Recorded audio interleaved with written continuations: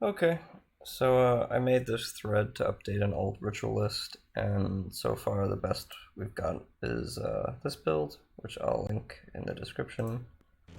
I actually haven't taken it for a run yet, so we're gonna find out together how well it compares.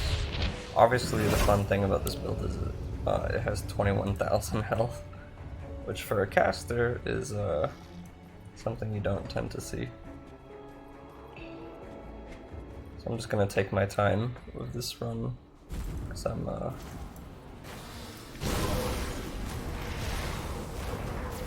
this. I put Acid Purge on, just for a little lifesteal action, on top of all the other lifesteal. Wow, this is pretty smooth.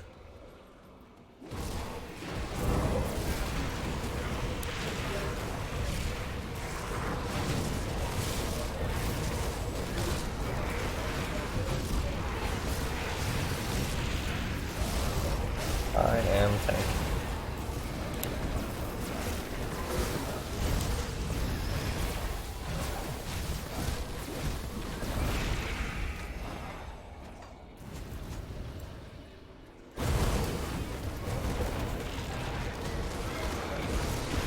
So, one thing to note is it's kind of piano-y. You have a lot of procs you want to get off, so you sort of just have to kind of keep casting everything. That being said, I feel pretty safe for a caster. Using a conduit, my resists are all nicely overcapped. With this much health, even if I do get if I get my resistances reduced, I'm not really too worried. Very few things can burst me down through all of this. With high rolls, my fizz resist is at 27%. It's not bad for a caster. And then if I just, one thing to note is because you're using Ravenous Earth, your damage increases as combat continues. So the damage might not seem crazy, but the longer the fight, the more the damage stacks because you keep stacking your shotgun underneath enemies. So like the more Ravenous Earths you cast, the higher DPS goes up in a single fight. And everything heals you. You got a lot of heals in this thing.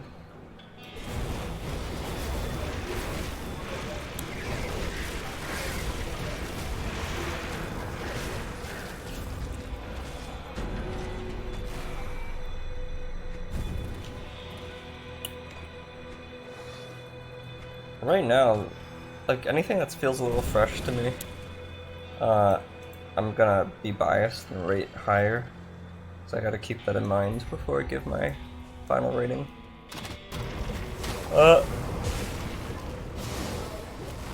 So far quality of life is like a 9 out of 10.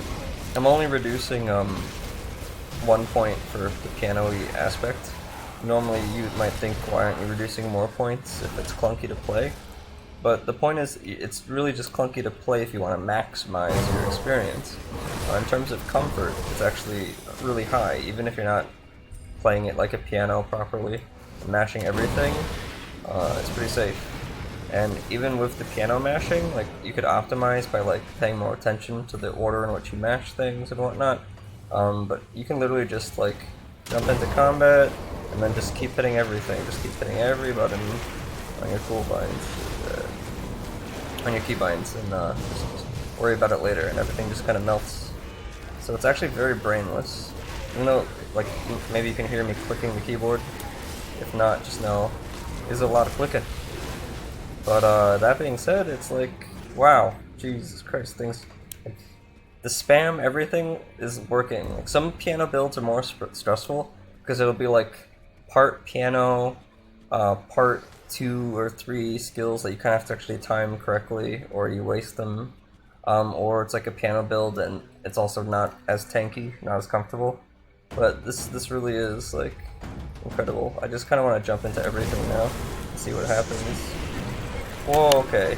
I needed to use an Aether cluster, so it's not so tanky that you can do exactly whatever you want. Alright, I'm gonna jump out of there.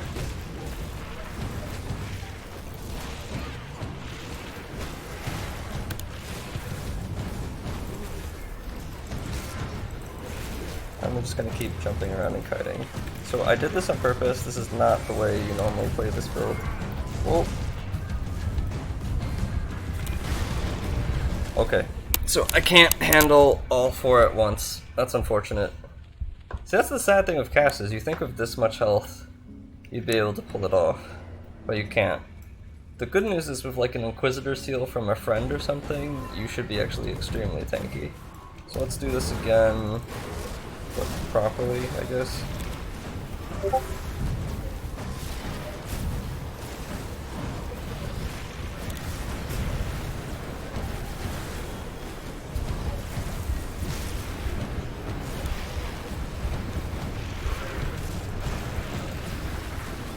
So now everything is doing its work. I need to like focus one target. So that was dicey, but I'm getting through it. If I had only pulled one, this would actually be very easy.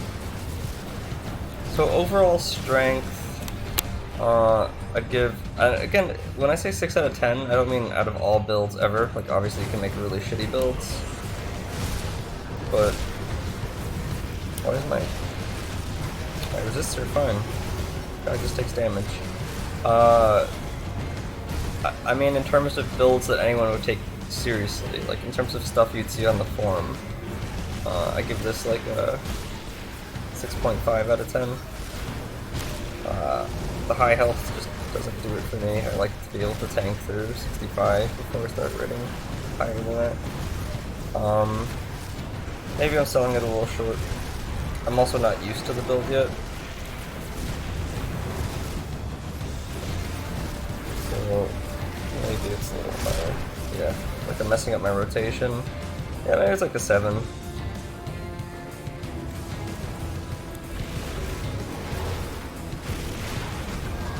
Put that on. Yeah, I just can't tank through everything. It's hard to figure out what's killing me though. Honestly though, it might be higher than I'm giving it credit for. If I fix up my resist augments a little bit, like maybe one of my resists is dipping more than the others and getting me killed, maybe it's actually higher. So hard to say. It also might just be the mutators. So one run is sort of not a great, it's sort of too much of a vacuum. Well done. This portion. You know what, we'll make the video a bit longer, and we'll do a second run. Just so I can get a better feel. Since I'm not gonna pretend that I've played this build more than I have. In terms of personal enjoyment though, it's not all about doing Shattered Realm. I actually give this like an 8.5, just because I like the high health, I like the skill set. I'm gonna try to conjure a version later that should be better. But this is like an 8.5, it just feels very much like its own thing. The gross health on a caster, and whatnot. It's just refreshing. I don't know, I'm having like a fun time playing it, despite the death.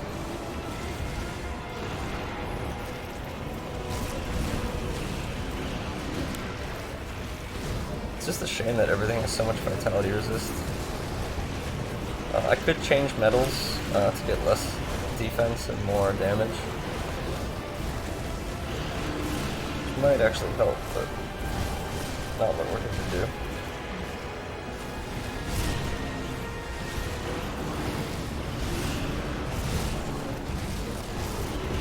I should actually change the keybind for my Wendigo totem, because recasting it is, I think it's actually making me,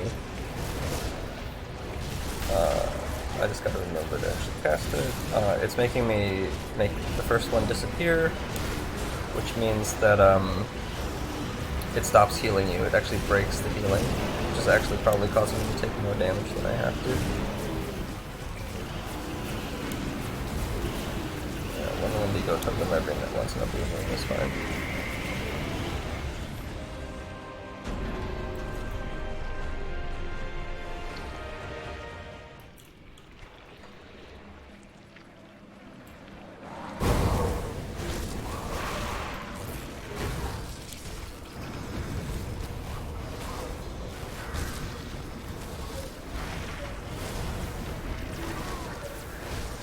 You know what I can do? I can actually put Ravenous Earth there as well.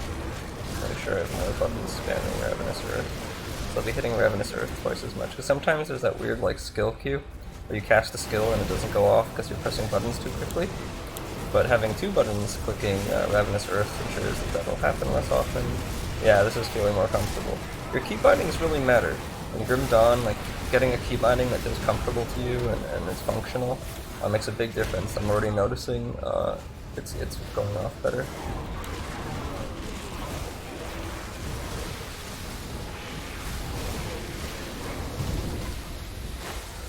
Yeah, this feels pretty good.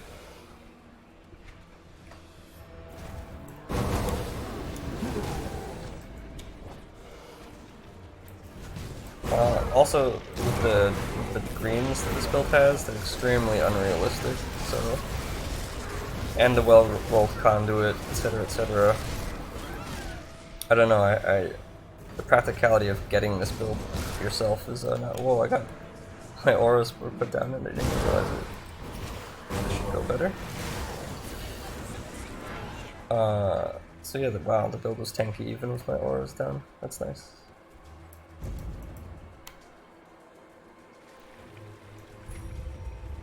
Oh, this is a fun floor.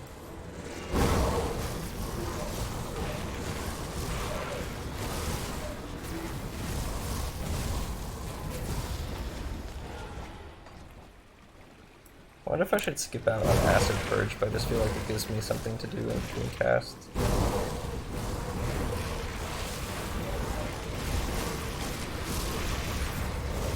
This feels pretty good actually. Yeah, so don't lean too heavily into the Acid Purge. It's really something you should be tapping occasionally. Not like cast all your other stuff and then cast Acid Purge every now and then to sustain. But everything else you're casting actually gives you more sustain. So Acid Purge seems to be like you could actually probably play without it, and you might actually be more comfortable just kiting without using Acid Purge, taking less damage because you're not kiting. I'm basically using Acid Purge just to speed things along, but I almost wonder if it's slowing me down. I just like the weapon damage on it, plus lifesteal, and it casts very quickly, so it's like a very sustained lifesteal.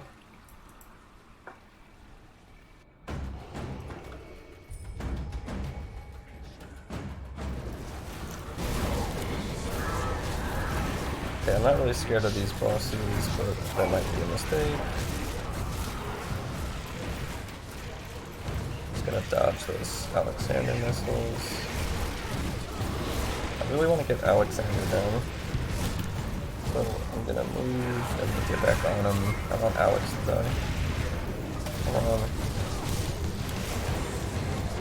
Oh, almost froze to death. Alright, Alex is down. I'm just feeling a lot more comfortable in general.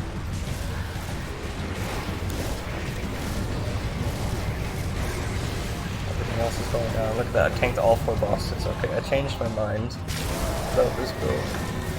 Some boss combos are obviously just not going to be doable, but even really tanky builds can't tank all 4. I don't know. But this went very well. Wow. So I think I'm going to give the build actually like a 7.5 if you're piloting it correctly, maybe even an 8. Personal enjoyment, like an 8.5, and that might go up as I get more used to it. I don't see it going past the 9 though. Playing so many builds has made me slightly picky, even though I enjoy most of Grim Dawn. Yeah, it's pretty good. That's my rating. Pretty good. All fun stuff. If you use elixirs and whatnot, then your resists will never get broken with this setup. So that's pretty fun. And if you're kiting well, your sustain is pretty good too. What's worth considering is I have Twin Fangs on Ravenous Earth, but I wonder if I should swap that with Storm Totem and get more Ravenous Fangs going on from a distance. Because Ravenous Earth kind of requires that you aim at where the enemy is going to be if you're kiting, whereas Storm Totems attack from a distance all the time. so it might be easier to get those bat fangs off. So there's definitely like little things to play with your setup, and the build might perform even better than what I displayed here. So good fun.